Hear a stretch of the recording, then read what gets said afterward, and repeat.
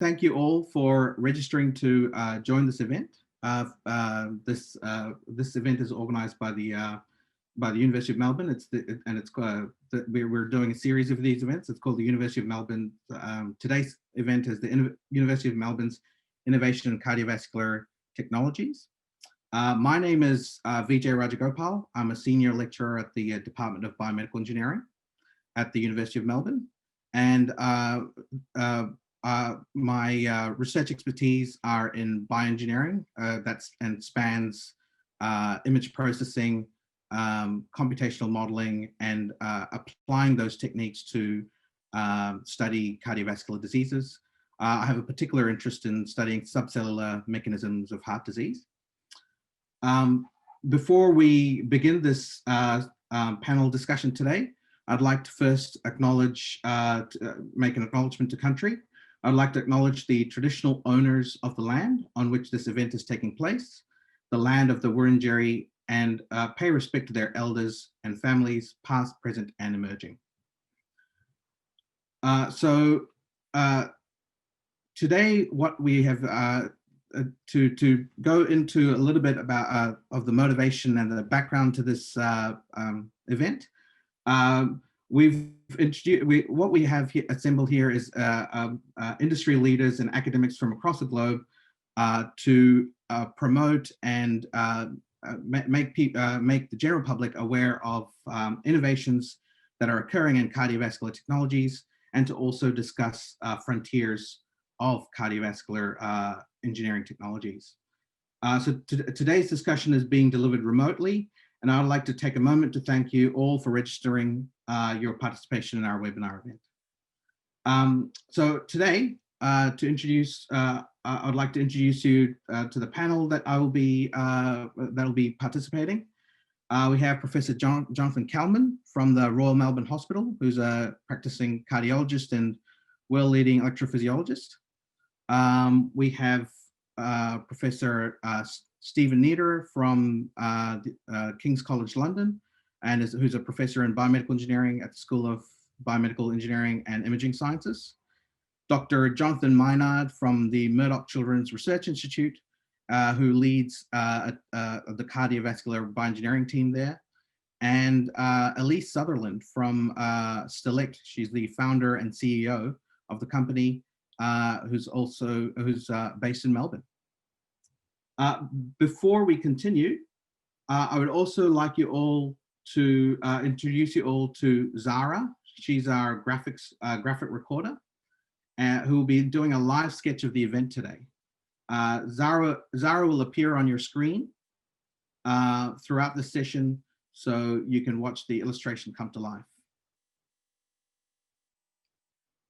So today's event really, the motivation to assemble this great set of panelists is, number one, to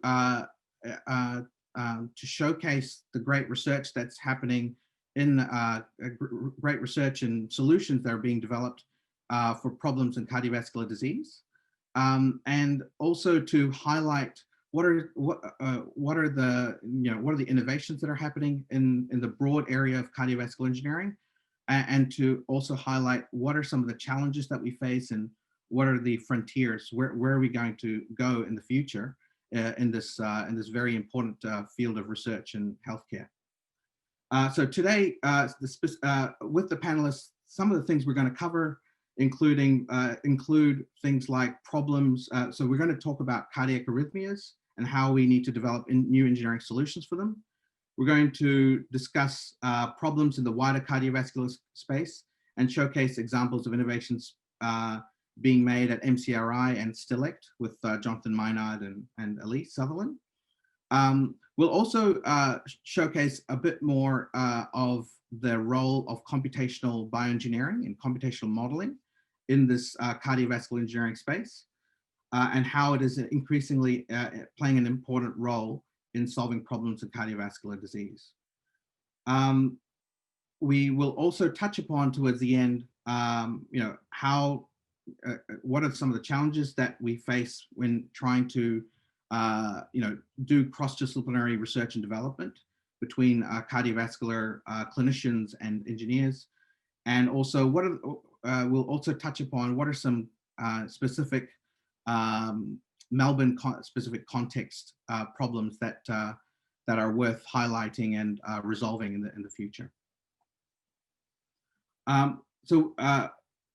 In what follows, we have introduced, we've asked our panelists to provide a brief presentation before they commence answering live audience questions. During the presentation, I encourage the audience to engage with the panel through the Q&A box within the Zoom window. You'll find it at the bottom of the screen, depending on the arrangement of your Zoom window. And to submit questions, simply open the Q&A chat box and type in the questions. You can do so anonymously if you would like to do that. While because the time is always tight, I'd just like to say that we'd like to answer all the questions that we can, but we may have to omit a few due to time constraints. And I encourage you to contact any of us after this webinar if you'd like to talk about these, talk about anything that you'd like to learn more of. Okay, so before I introduce the speakers, I also just want to let everyone know that this webinar event is being recorded. The video of this webinar will be put on the University of Melbourne's School of Engineering MedTech webpage, and we'll certainly circulate that information through our social media and email lists after this event. So without further ado, I'd like to first introduce you all to Professor Jonathon Kalman. Professor Kalman is the head of Royal Melbourne Heart Rhythm Department at the Royal Melbourne Hospital, where his unit is a centre of clinical teaching and research excellence in cardiovascular electrophysiology. Professor Kalman is nationally and internationally recognized as one of the world's leading researchers in heart rhythm disturbances. John, if you'd like to take. Thanks so much, Vijay, for that introduction, and thank you for the invitation to participate. It's certainly a pleasure to be involved in this endeavour. We could probably move on to the first slide, I guess, there. My department's particular interest over the years, particularly arrhythmias, but with a specific interest in the most common arrhythmia, that being atrial fibrillation. And we've focused our attention in a number of different areas, which really is the broad sweep of the things that we need to address in AF, and that's advances in mapping, advances in ablation, where I think that there are some many interesting things coming around the corner, and prevention of the underlying changes in the atrium that lead to the development of atrial fibrillation, and that's atrial remodeling. So let's just go on to the next slide. So one of the issues, and the video is not playing, but it really probably doesn't matter that much. Yeah, just that. If you click on that, that might play. But one of the issues with atrial fibrillation is that while we know that the paroxysmal form starts in the veins at the back of the left atrium, the pulmonary veins, when AF becomes persistent, we have much less of an idea of what's going on. And there are different theories, whether they be rotors, rotational activity that's stable or unstable, multiple dissociated wave fronts, as you can see in the top right-hand corner, focal drivers in the bottom right-hand corner, and our work on unstable rotors and multiple dissociated wave fronts from different mapping studies. And almost certainly all of these potential mechanisms are not mutually exclusive, but it is clear still that we have not been able to figure this out and individualize the mechanism of AF. Next slide, please. One of the things that challenges us in the atrium is the complexity of atrial anatomy. Bridging bundles, variations in fiber orientation, fibrosis that supervenes. You can see this in the left-hand panel. The top right-hand panel shows that the atrium has three-dimensional structure. And this is, again, provides a really serious challenge for mapping in the clinical context, because you can have these microscopic intramural reentry. But we've been interested in the nature of the three-dimensionality of the atrium. And if you just click the graphic for me, it shows, if it's playing, it's not going to play, during simultaneous endocardial epicardial mapping in the OR, what we see is that when the rhythm is normal, the endocardium and epicardium are relatively synchronized. But in the next graphic, which may or may not play, there we are, we can see that on the endocardial surface, there's this rotational activity dissociated from colliding wavefronts on the immediate epicardial region. So these areas are dissociated. And so we've always thought of the atrium as this simple thin-walled structure, but actually, particularly in the trabeculated regions, but even in the posterior left atrium, smooth-walled, it has three-dimensional structure. And this challenges us to understand what's actually going on that's driving the atrial fibrillation. Next slide, please. And this slide really just shows outcomes for persistent AF ablation across a whole range of different approaches that have been used over the years and added to simply addressing the pulmonary veins. And the bottom line is nothing seems to work very well. All these different approaches that have been taken, and some of this meta-analyses come from our lab, and we've participated in this large randomized study, the STAR-AF2 study, showing really no benefit from the different approaches that we've taken. And it really just emphasizes for us that we really need to understand more about the mechanism and individualize mapping and treatment. And then the final slide. We've had a long-standing interest in the remodeling of the atrium. All of these different conditions on the left-hand side, traditional conditions like hypertension, heart failure, aging, and I want to call that a condition, that remodel and change the atrium. If we just click, take an atrium that looks like this with the purples and the blues and the greens, this is the voltage, the health of the atrium. And if you just advance for me, turn it into an atrium that looks like this. Low voltages in red, multiple complex signals, the conduction slowing that indicates fibrosis. And today, in addition to all the traditional pathways, we recognize sleep disordered breathing, obesity, alcohol excess, endurance exercise is another one. And we're particularly interested in the reversibility of this. And we've looked at the impact of reducing alcohol intake recently, of managing obesity, of managing sleep apnea in large randomized studies that can actually improve AF outcomes. So lifestyle measures that change the remodeling in the atrium. And one could add to that the genetic predisposition. And we have some work that's just come out, which is a collaboration with Diane Fatkin's group in Sydney. So I'll stop there as a brief introduction. I hope I haven't gone for too long, and let others have something to say. Thanks for that, John. That was very cool. I really wanted to continue, but yes, we'll definitely follow. This will be a great place to start discussing after everyone else is introduced.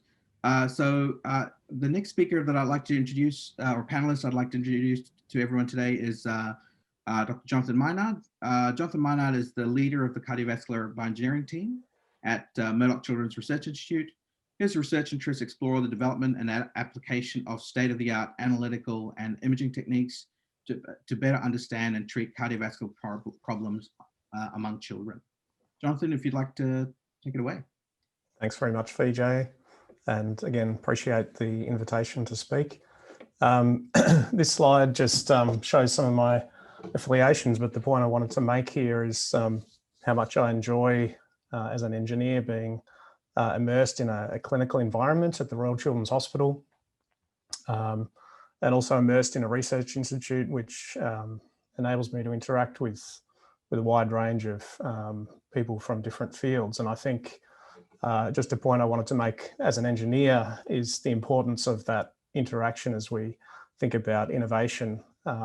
It really is crucial for us as engineers to be interacting with other fields, and particularly the medical environment. So next slide, thanks. So one of the major findings in cardiovascular research over the past few decades has been that cardiovascular events such as heart attack, heart failure, or stroke, which together, are the leading cause of death worldwide. These are the culmination of a long-term trajectory of risk that starts in childhood, even before in utero. And in a sense, these clinical endpoints the tip of an iceberg that grows very silently throughout lifetime. And our society spends a lot of money and effort treating the tip of that iceberg, but we focus a lot less on preventing it from growing in the first place. So you may have heard the term primordial prevention, and the goal there is to detect high-risk individuals at a very early stage and intervene to shift them onto a lower risk trajectory. And this could have massive impact on public health. The mismatch that you see on this slide could refer to many, many different factors that make one person more at risk than another.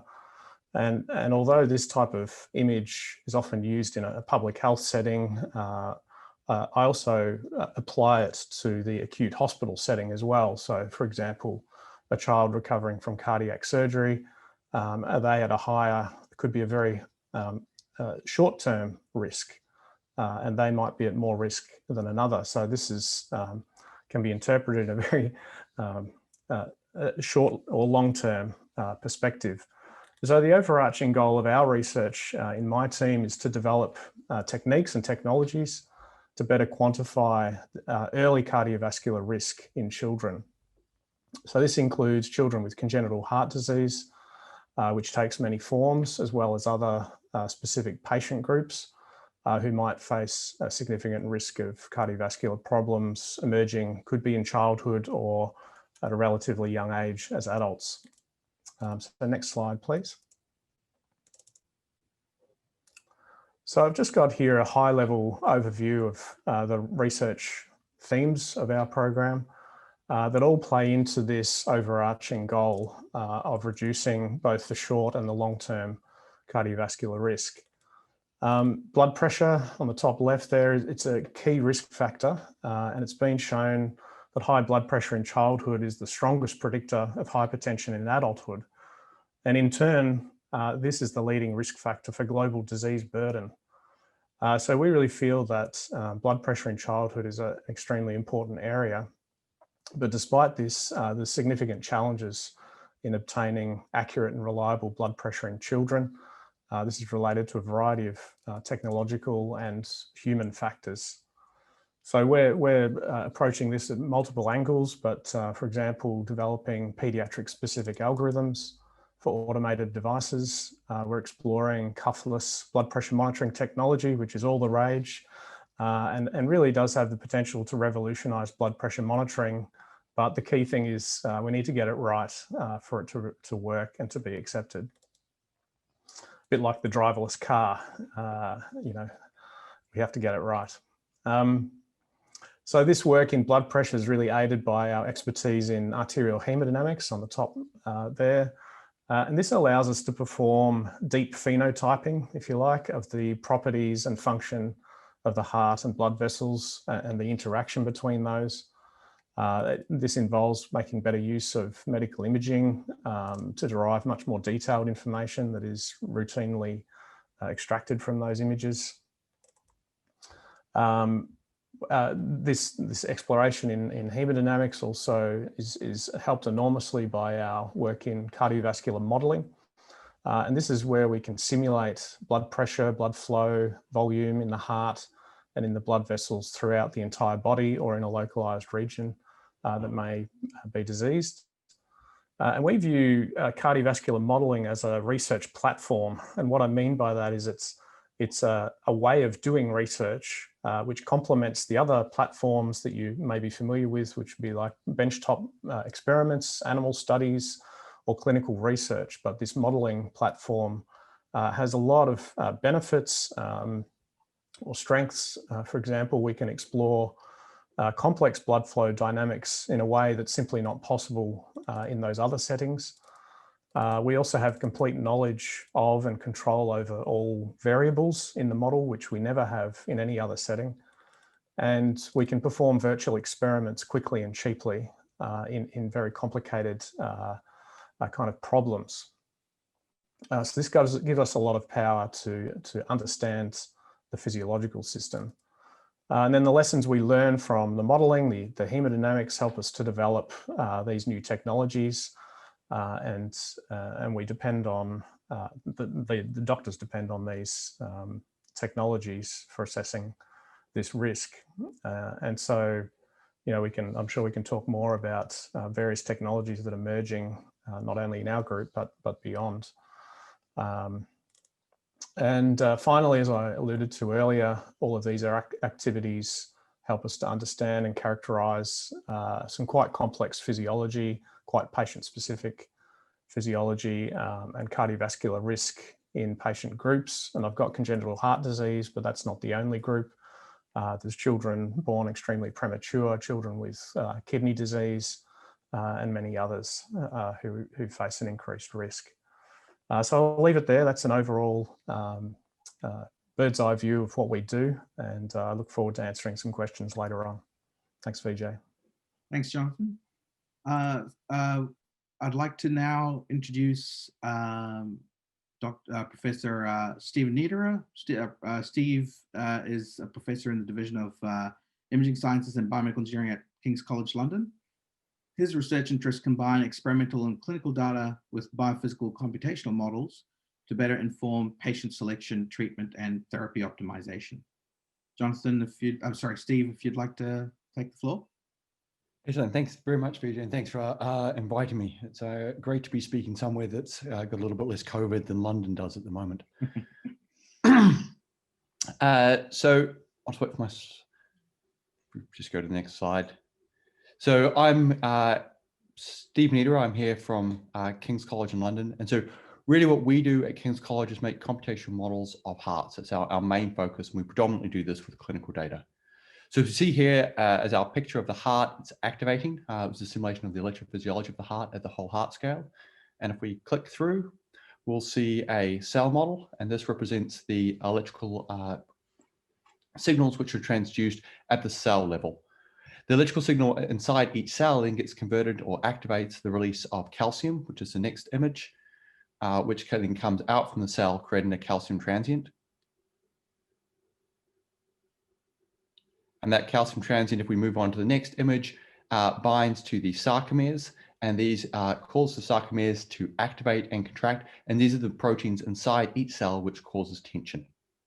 And if we move on to the next image, we'll see the images of the tissue, which represent the collagen structure. This is the passive material properties of the heart tissue that, when combined with that active contraction from the cells, leads the heart to deform. We'll see that in the next picture. And the heart will then beat and pump blood, which we'll see in the next image, where we can see the simulation of the fluid dynamics. So what's represented here is a full gambit all the way through from electrical activation of the heart, which we can measure from the ECG, through to the cellular properties and subcellular properties which that electrical activation generates, through to, again, the whole organ measurements of heart deformation and the beating of blood that can be measured from imaging modalities such as MRI or echocardiography for measuring fluids. So if we move on to the next slide, we see our schematic of how we're thinking of moving these computational modeling frameworks into the clinic. So if we click, we'll see the next image, which shows how in a normal healthcare system, a patient comes in, has a measurement, has a diagnosis, and then receives treatment. And then in the next image, we see a yellow arrow, which says, how can we really make models in this clinical workflow so that we can make models at scales? Patients come into the clinic every 15 minutes. We need to be able to make models for all of these patients and do so rapidly and robustly. And then once we've made those models, we click, we'll see the next arrow, which is the green arrow, which asks the question, how can we then make these models that we've made, take them from the computer science and the engineering departments and bring those into a clinical context and introduce those into clinical workflows. And as we make models for more and more patients, we then build up these virtual patient cohorts, and we'll see those if we click and see the next image, which shows how we can then use these models that we make for individual patients one after the other to build a virtual cohort of patients. And this really provides the foundation for what we need to perform virtual clinical trials. So if a device company, a diagnostics company, or drugs company wants to perform a trial in a human, in a patient data set, they want to do it low cost, they want to do it rapidly, and they wanted to do it very efficiently, we can run these simulations for their drugs or their devices in our virtual patient cohort, and that can inform patient selection, and it can also provide information for how to better design patient trials and identify risks or benefits of those therapies. And so if we move on to the next slide, that we're now talking about how the work we're doing specifically to bring these models into the clinic. And so with the first image, we'll see a picture of the imaging that we make for each patient. This is a CT scanner, it could be an MRI scanner, which allows us to create very detailed measurements which characterize the anatomy and function of an individual patient's heart using images. If we move on to the next image, we'll see how we can then use this information for advanced analysis. So here in the top pane, we're making a computational model of the patient's heart, where we're encoding the physiology and physics that constrain the heart within a computational model, simulating that patient's physiology and pathophysiology, and then simulating the therapy that they'll receive, so we can choose how to treat the patient based on how we expect or predict their heart will respond to therapy, not on how their heart is at the moment.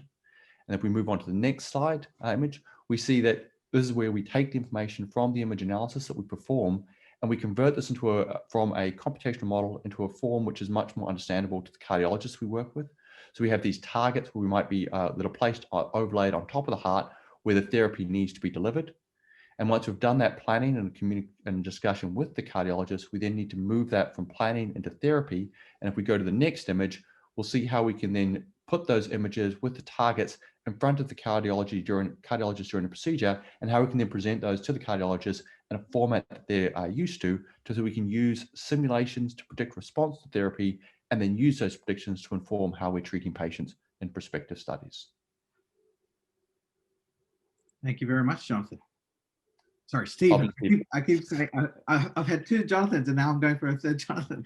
Thanks, Steve, for that. That's great. Okay, so now I'd like to introduce you all to our last but not least the panelist.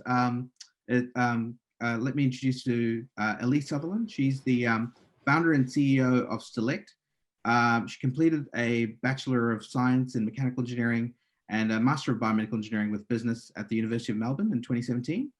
Elise has previous work experience within several small to large corporate businesses in the healthcare sector, and was an honoree of the Forbes 30 Under 30 Asia for 2020 as the CEO of Stelect.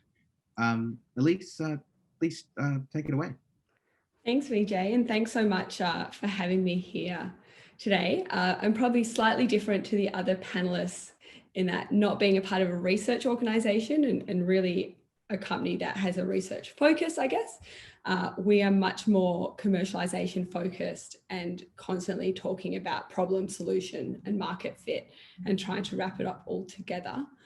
I'll go to the next slide, please. So a bit about the background and the problem and why Stelect exists. So unfortunately, most of us will know someone who suffered a heart attack, which is due to a coronary blockage. And this is most commonly treated through a procedure called percutaneous coronary intervention, or PCI. And in fact, PCI is the most commonly performed procedure worldwide and accounts for over 4.1 million stents inserted into patients annually. These stents are essentially a metal scaffold that keeps the artery open, ensuring blood flow. So the status quo for stent sizing is reliant on an eyeball estimation of the coronary blockage from a coronary angiogram, which is similar to the image shown here. But unfortunately, these stents are incorrectly sized and permanently implanted into patients over 70% of the time. This results in patient readmission rates and expenditure of over $1.6 billion for the US alone. And it also accounts for 50% of the mortality rate for this procedure. And this is the problem that Stelect set out to solve. Next slide, please. So to solve this, we designed a one-time use pre-stent balloon catheter coupled with spatial sensors. Essentially, we utilize a standard balloon catheter, which is a tool that's already used in the procedure, but with added imaging capabilities. So how does it work? I'll get you to play the first video. So basically you'll see the device here, which is being inserted into the artery at the site of the blockage. Next video. The balloon here is then inflated and deflated several times, which is restoring blood flow and opening up the vessel. And the last video will show the sensors being activated. And the sensors are taking cross-sectional images of the entire blockage, from which we can derive accurate length and diameter measurements for the entire blockage, creating a 3D model. But we can also provide clinicians data around blockage composition, which all aids in making a more personalized treatment plan. Next slide, please. So what's so special about our technology? Our technology is currently patented, and basically we've created the smallest ultrasound sensors ever for intravascular imaging. This is essential as we need to fit inside some of the smallest blood vessels. And also we wanted to utilize current balloon catheter technology. We've also, our unique design also enhances the performance of our sensor, creating a much more vastly improved resolution at our required penetration depth, which will allow clinicians to see much clearer images of what's happening inside the blockage without having to restrict or remove the blood flow. And thank you. I'll pass back to VJ. Thank you, Elise. Thank you.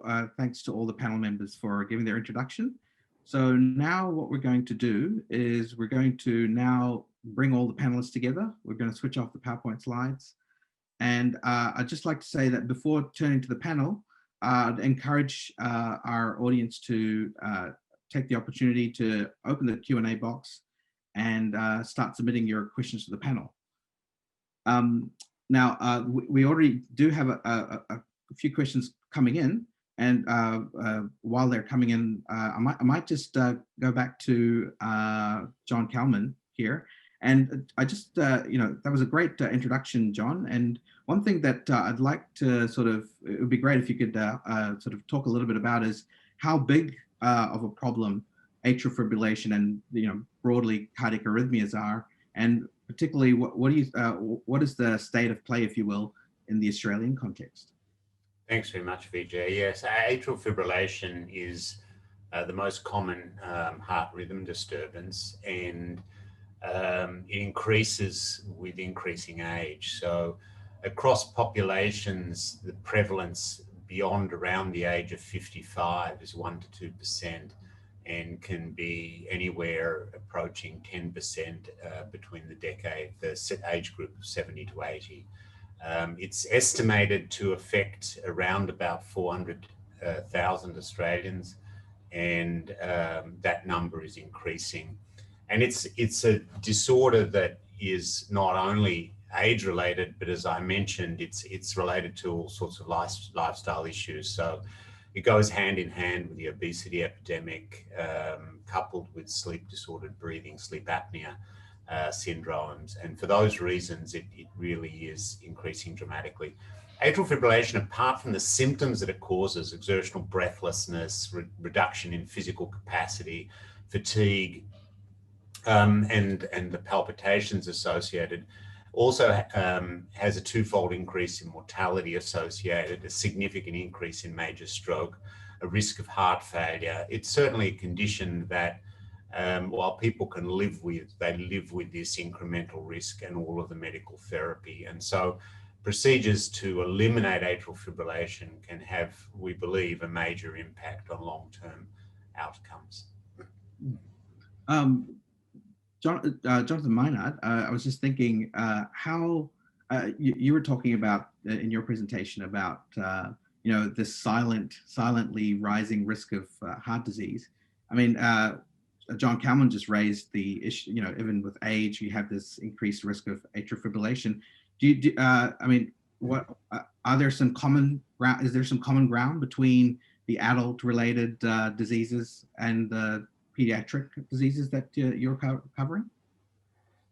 Yeah, well, as I mentioned, you know, high blood pressure is a key one that really is common, and probably what a lot of people don't realise is around about 3 children in each classroom may have high blood pressure that needs to be monitored. So it's really something that's not widely recognised, and that could have an increased risk. But You know, in children, there's obviously some unique or quite different things compared with adults in terms of structural heart disease.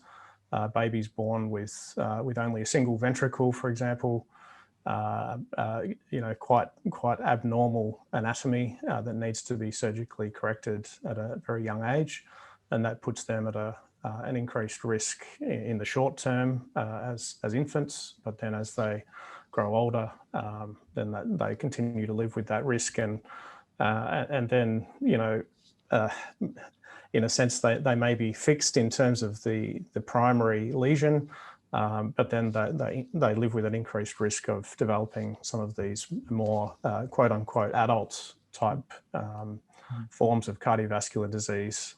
We see that with one form of congenital heart disease, you know, aortic coarctation is an example where it gets fixed, or it used to be thought that it was fixed, but these patients have quite a high risk of developing hypertension quite young. So there's similarities, but there's also key differences. Yeah.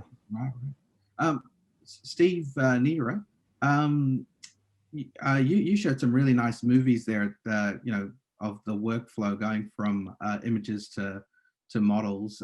Have you been working with atrial fibrillation therapies, investigating those sorts of therapies and optimizing them? Yes. So basically, so the work we're doing on the atria is challenging because it's a very complicated problem, and so we're very much focused on how we can integrate information from imaging as well as with clinical measurements, so that we can make models for the individual's heart, so we can try multiple therapies on one patient and then try and choose the right one. And so that's really where that's the direction we're heading in. We're definitely not there yet, which is why we're continuing to seek government funding for research. But it is something where we are looking at how we can combine the imaging, electrical measurements that are made in procedure, and simulations, and then increasingly using artificial intelligence and machine learning to interrogate those models to work out how best to deliver therapy for individuals. Okay, cool. Elise, I mean, we've just been touching upon, you know, the increased risk of atrial fibrillation with age, and you know, childhood-related diseases, and the uniqueness of the problems that they face there. What's the market that you're, you know, what age groups and what sort of risk factors are you touching upon when you're developing these great sensors that you are at Stelect? Yeah, we certainly see more patients in the older age bracket. Right. Smoking is obviously a risk, high blood pressure, kind of as what everyone else has touched on, poor diet, you know, people that are overweight. Although we do see patients that can just be unlucky and, you know, bad genetics that can lead them there too. So it's a wide range, but certainly as you get older, you're more likely to have more heart disease, and therefore more likely to need a coronary stenting procedure. Yeah, it's indeed one of the challenges I think that I keep thinking about is all these different aspects are all connected in the end, and how do you know, one thing can cause another. You may not have picked it up when you're a child, when the person's a child, or you may not pick it up. The first problem may occur in the vasculature, and they all end up doing sort of complex, you know, emergent outcomes from that, isn't it? And that's probably an overarching challenge in all cardiovascular. Yeah, it's scary how many patients don't realize they've got cardiovascular disease until they're having a heart attack, and you know, that's that life or death kind of moment. And you know, the earlier that we can intervene, the better for patients. Yeah. I might just move to some of the questions that are popping up in our Q&A here. First one is for John Kalman from Jamie Vandenberg. Hi, John. For your atrial voltage maps, to what extent do you think they reflect endocardial plus epicardial activity, or are they essentially only measuring endocardial signals? Do you think it would be possible to develop technologies that would allow detailed simultaneous mapping of endo and epi signals? Yeah, that's an important question. You know, it's an important question when we try and understand mechanisms of arrhythmias and arrhythmia substrate. And to some extent, I think we're some of the way there in that it depends on the catheter that you use. Now, traditionally, we've used the ablation catheter, which has quite a large bipole on the tip and therefore creates this sort of large antenna effect and sums all of the local tissue, probably including not only regional endocardium, but more far-field endocardium and probably epicardium. And, you know, that we know we can see through, get some idea of what's going on in the epicardium if we use a unipolar voltage map in the ventricle, for example. But in the atrium, just the large bipole of an ablation catheter probably provides that evidence. Now, to separate that out, you know, we now have an array of mapping catheters that use much tighter electrode spacing, much smaller electrodes. And so are really just sampling in the near field and give you, I think, a much better understanding of what's happening locally. The problem in clinical arrhythmia management, particularly in the atrium, is that it's essentially impossible to get into the epicardial space. Now, when I say that, it's not actually impossible from a technical standpoint, it's just impossible from really an ethical or clinical standpoint, because to do that type of mapping in humans in the EP lab is not something that would be viewed at this point in time as necessary. It's interesting to hypothesize that that might change. We might, once we get a signal, if we get a signal that understanding the epicardial substrate differentially from the endocardial substrate actually is critically important to the mechanism, then we might find that we're entering the pericardial space to map epicardially much more often. But I think that that's an open question. And to date, all of the epicardial mapping has been done in patients in the operating theatre. And so it's a much more selected population. It's not the it's a very specific population, and it's not the very much more general AF population that we normally treat. Right. You also, I mean, in your presentation, you were talking about the 3D structure, not really understand, you know, still trying to understand the three-dimensional structural characteristics of the atrium. Is that, I mean, do you have an appreciation for that and what it is in the human, or is that actually a major roadblock? It's a very big barrier, you know, even if we can map simultaneously the endocardium and the epicardium, because of, you know, those deep muscle bundles, those crossing muscle bundles that I showed very transiently in the work of optical mapping, the sort of isolated cardiac preparation from Fedorov's group. You know, you see the complexity of that, and all we would be looking at is the endocardium, the epicardium, and then extrapolating what's happening between those two layers. So, you know, I think some of the modeling work that Steve is doing, you know, looking at anatomy and electrical work and trying to gain further insights would be really helpful and important. Yeah, great. I mean, I might, on that note, use that as a segue to Steve, actually. Steve, there's a couple of questions related to what John just mentioned about your work. Perhaps you can also, if it would be great to touch upon, you know, how you're starting to bring structure into the models for atrial fibrillation. But one question that Sean Gregory asks is, what is the simulation time or time from imaging to something that can be used to assist in clinical decision? So is that something that you've resolved in the simulation time issue when you're doing these studies? So two parts. So the first part is for the stuff, for the comment about tissue and structure, we're increasingly trying to look at how we can bring fibers, information about fibers in the atria, and so that they vary across the atria and they vary between the endocardium and the epicardium. And so we've been working with groups in Johns Hopkins and at UCSD in California to bring in ex vivo human diffusion tensor MRI images. This is where you put a take an explanted human atria, place that in an MRI machine, and then measure the preferential directions that water diffuses in that tissue. And that gives you an idea about what the fiber structure might be in different regions of the heart. And those very high resolution images, and they've spent a long time in the MRI, and so they are not cheap. But that really provides the great resolution image that we can then start very detailedly mapping these information about the fibers in human hearts. And then we start projecting those onto patient hearts and seeing if the activation patterns that we're seeing correlate with the fibers that we've seen from these example hearts that we've looked at. So that's where we're looking at moving forward in that structural function relationship. From the simulation time, we have a variety of workflows. So one of the work we do is looking at how to pace patients' hearts. This is patients receiving cardiac synchronization therapy, where a pacemaker is placed on the patient's heart. And there's a question as to exactly where you might want to put that pacemaker. And so what we do is we do our simulations, we make our models, we predict where we think that patient should be paced for their heart. And those simulations we worked, taking quite a lot of effort and reduce those down to takes about 4 hours after we get given a CD or DVD, which still amazes me that we convert information with hard copy. From the CT scanner, we can process that to build a model for the patient's heart in about 4 hours.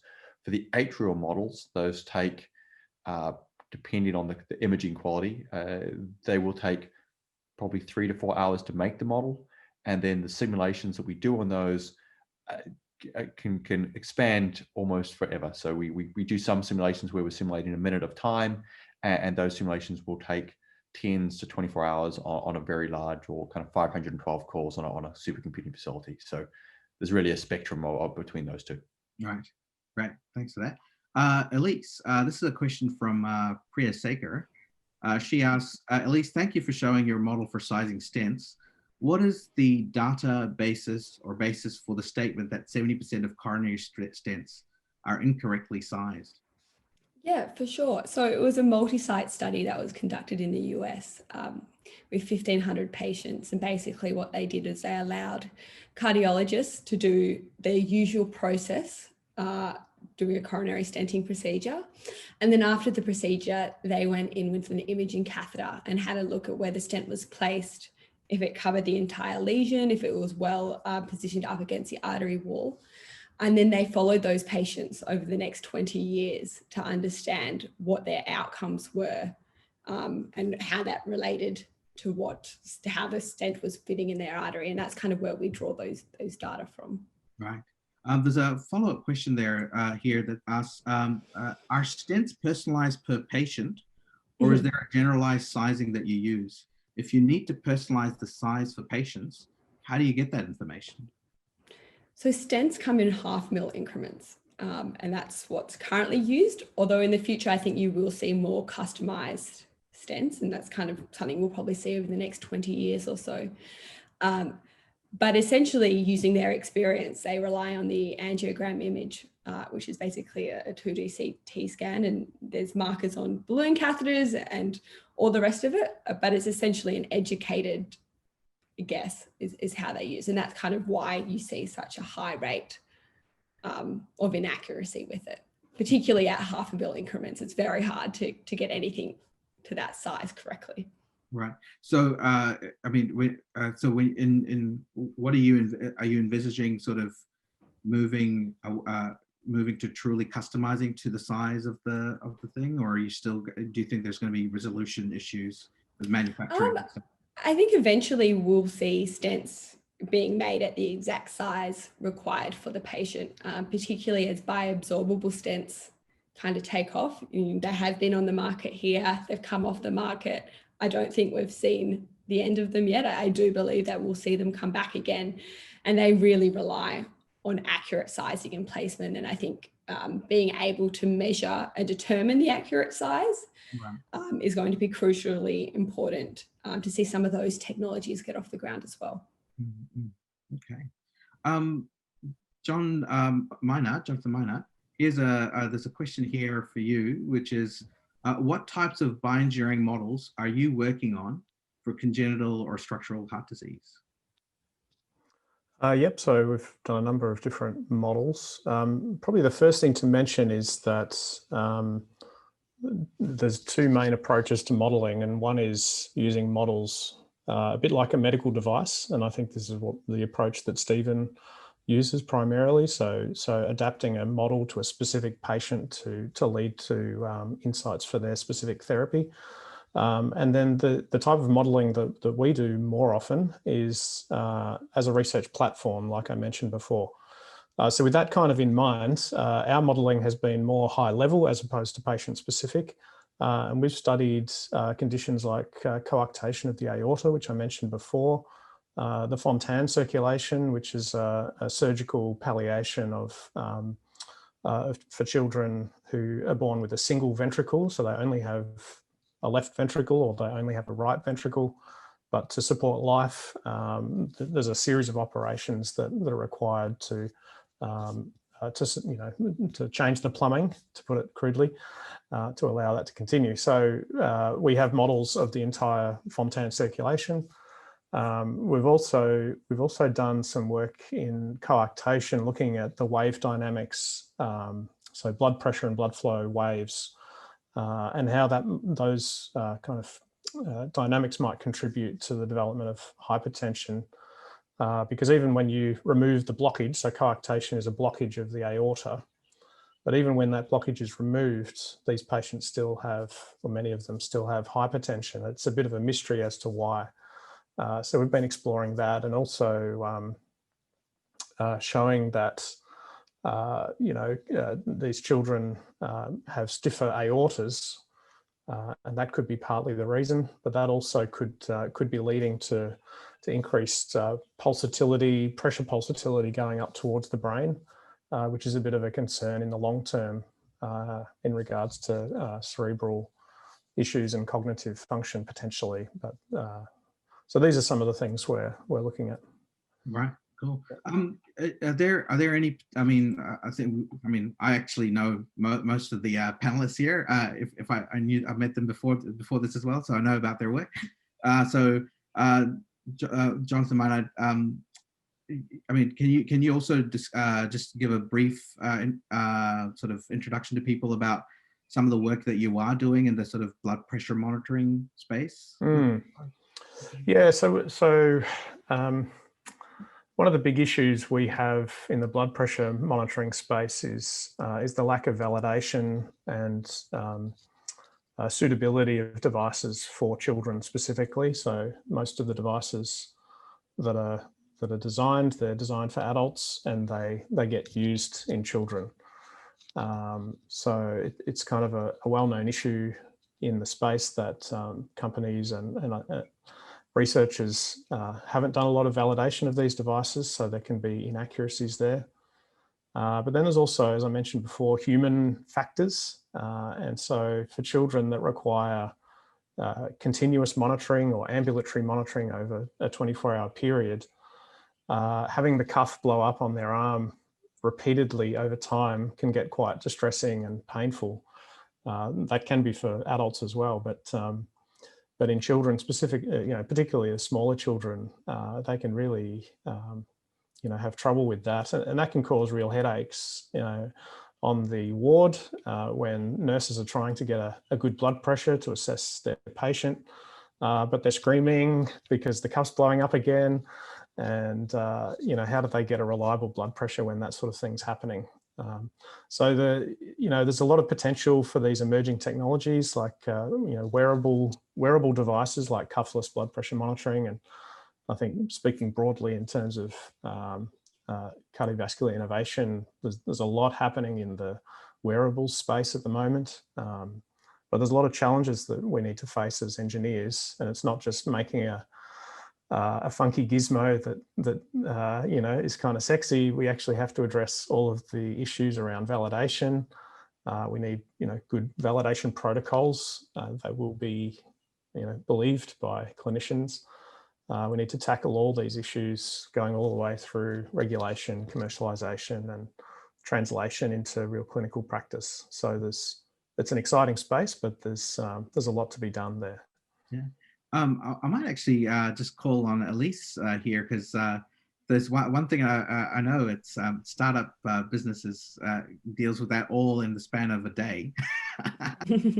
Maybe you can briefly touch upon some of the, what your experiences are and what you think about the cardiovascular technologies and the environment in Melbourne or Australia in particular. I think it's really exciting to see there's a lot of work going on, even in the startup community, about taking awesome technologies to market. And there's been a big push, and I think COVID has only highlighted the need to innovate and spend money in healthcare, which is really exciting. In saying that, in Australia, it's always super hard for medical technology startups or cardiovascular startups to receive funding, particularly based on their long time frame to market. There's a lot of challenges. It's not necessarily you have a great product. You need to make sure there's a reimbursement pathway. You need to make sure that you'll get regulatory approval. You'll need to run clinical trials, and those barriers are highly costly and can really stop a company in its tracks. So I think whilst there's a lot of good things going on, we can certainly do more as a community. And I think, clinicians, research institutes getting more involved and active in the startup landscape is only a great thing. And I think we're starting to see that now. But, the more people can help out each other, share ideas, the better we'll be because of it. Right. I just want to, before I move to the next discussion point in this, which it's going really great, and I know that the time is, getting close to 10. I might just let people, the audience, know that we're happy to go a little bit over time. We'll probably just go for a few more minutes, but it is recorded. So if people need to, exit before the webinar completely finishes, please feel free to do so. We'll send the link. So I might at this point also go back to John Kalman here. John, what is your experience? I mean, we're talking about regulations and validation. What is your experience? Because you also work with companies and with engineers as well. What is your experience on what works for developing a collaboration for developing new cardiovascular technologies? I think going to centres, for startup companies, going to centres that have a track record in that type of innovative research is probably really critical.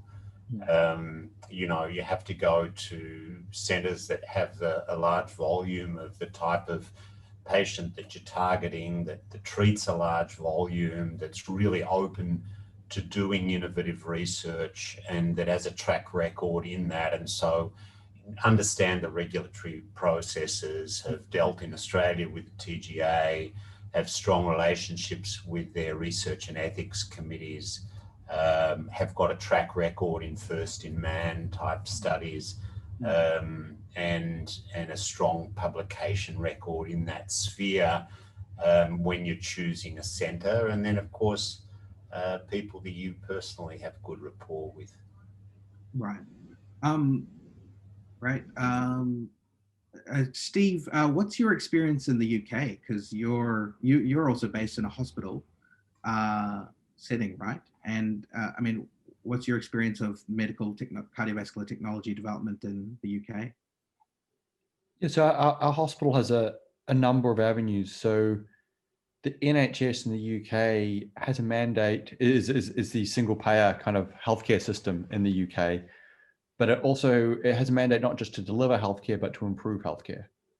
And as such, the NHS or the hospital networks invest in research. And so in that sense, and particularly in our hospital, there are a number of kind of big centres which receive substantial funding to do that. And that provides a lot of the support for the infrastructure needed as far as ethics, kind of liability, the contracts, R&D, sign off, all of these things. So that's really enabled through the hospital system itself. And so I've found that to be a huge benefit for our treatment, for kind of developing and translating research into kind of first clinical tests. From the industry side, we have a lot of industry embedded within the hospital. So we have Siemens, who make the MRI scanners. They have a staff inside our hospitals. We have partnerships with NVIDIA for doing AI work. We have partnerships with Medtronic, with Abbott, Biosense, so many of the big companies that then also kind of bring their technology into the clinic, and we then get to play with those very early on. And so that's also a huge benefit. But I think that's largely enabled by being a large tertiary center with a lot tied to a large university with substantial kind of investment in research. And that's kind of what we leverage to get our work into the clinic, and also to develop relationships with companies where they don't necessarily take everything that we suggest they should, but at least we have an opportunity to present to them about what work we're doing and have a conversation. Right. Hey guys, I really want to continue asking questions, but I know that everyone doesn't have time, including the panelists. So I really need to, I need to apologize first of all to all the attendees that I'm not able to, put up all the questions to the panelists today. But before we leave this webinar, maybe I can ask each of the panelists to just through this discussion, what are some takeaways that you'll leave with, or at least what you would like people to leave with after this panel discussion. So Elise, maybe you can start by giving your thought. Yeah, of course. I think the one thing I would say is that it's such a rewarding career working in the innovation space, particularly in cardiovascular technologies. And if you have any ideas, or you're thinking about getting into that space, it's certainly a really great opportunity. And please feel free to reach out if you're thinking about starting your own company or want some advice around challenges or how to determine the right path. I'm more than happy to help. But I think the more people that work in this area, the better patient outcomes will be, the easier it'll be for our clinicians, and then more advancements we'll be able to make in healthcare. Thanks, Elise. Jonathon, Mynard? Yeah, probably say, keys are having multiple tools in the toolbox. As I mentioned with my work, it really helps to, to have a range and a holistic view. And we're increasingly thinking about, things like health economics and very broad, how these sorts of things impact on the problems that we're looking at. And then the other point is just talking to people is the key to success and the key to advancing, good collaborations and having relationships with people, is just indispensable. Great. Stephen Niederer. For me, it's been great to see some of the exciting work that's going on in Melbourne. But specifically, I think that there's a huge benefit of working much more closely with mathematicians, engineers, computer scientists, with the clinicians and the cardiologists to both better understand the problems that they have, but as well for the cardiologists to better understand the solutions which are available. Thank you. And John Kalman.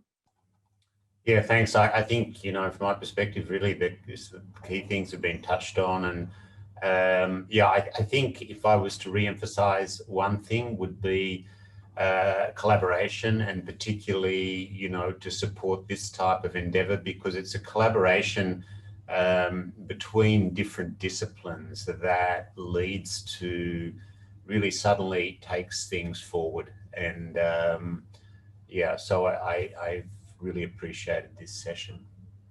Well, so thank you all. So on behalf of the University of Melbourne, I'd like to thank our panelists for your contribution to the innovation in cardiovascular technologies. And I also want to thank all of our attendees who joined in and posed a number of questions, which I again apologize for not being able to get through. An hour is just not enough for this very excellent panel discussion. And I'd also like to give a special thanks to Zara for the live graphic recording of today's discussion. So finally, we would like to appreciate your input on our post-event survey, which will appear when the session ends. Before the session ends, we also encourage you to register for the upcoming event on innovations in regenerative medicine translation on Thursday, 12th November. We value your feedback, and if you wish to find out more about what the University of Melbourne is doing within the space, please ensure you provide your details to be up to date. Thank you, everyone, for joining us.